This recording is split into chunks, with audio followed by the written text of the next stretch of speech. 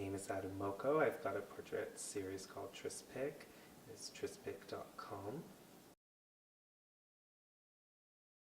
I started as a hobby while I was a child, and then turned into high school, the comp tech class. I wanted to explore that, and then I ended up going to Humber College for commercial photography.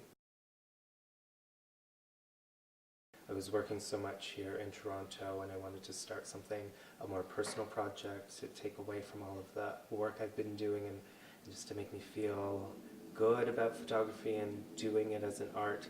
So I had the idea of just using Grindr to find guys to photograph, just simple, take photos, didn't have really an idea of what it would turn into, and then that's where it kind of started building in my brain, and it's like I can just travel around the world and meet all these different guys and photograph them.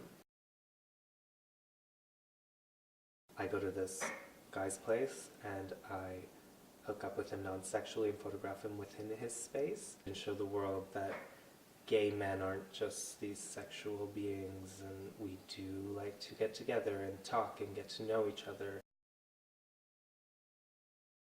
I'll message anyone who seems interesting and also don't look crazy. My project doesn't discriminate towards age, race, body type.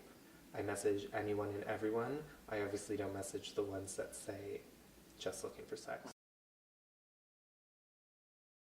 I walk in, we say hi. Sometimes it's like a warm embrace as if we've known each other for ages, and then we just get right into it, and it's like we're old girlfriends hanging out.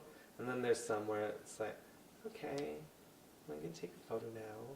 It's all about connections as well. Like, you connect with some people, you don't connect with others. And for the ones that I really connect with, we just start chatting and I'm photographing them, which I find when I do that, I'm able to bring out what you see in the photos, which is like this inner part of them. In some cases, we end and say, well, what are you doing now? We go for dinner, or we meet up later for a drink, or go dancing. And that's when like these friendships start building and creating new friends around the world. Last November, I was also in a place where I was looking to find a singing teacher. And then I met this guy on Grindr who's a singing teacher, piano teacher, who I ended up photographing. And we ended up hanging out for 3 hours. He showed me his wedding photos and showed me around his place, and then he played piano for me, and then I told him I was looking for a singing teacher. He brought me to his piano. We did a few little lessons and scales, and then he's like, okay, I can take you on as a student. I photographed a French couple in Lisbon, and they did not speak any English, so it was a lot of this. Camera, look over here, eyes, okay, now over here, follow my hand, and it ended up working. It just goes to show, just you can talk to anyone if you just use your hands.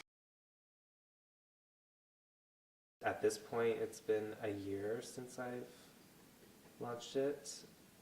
I still see it as something that is not really being done. If anything, it's a great portfolio of what I truly love to do, which is portraiture. It's so nice to be able to go to these different places in the world now and just call up an old friend who I photographed a year or a few months ago.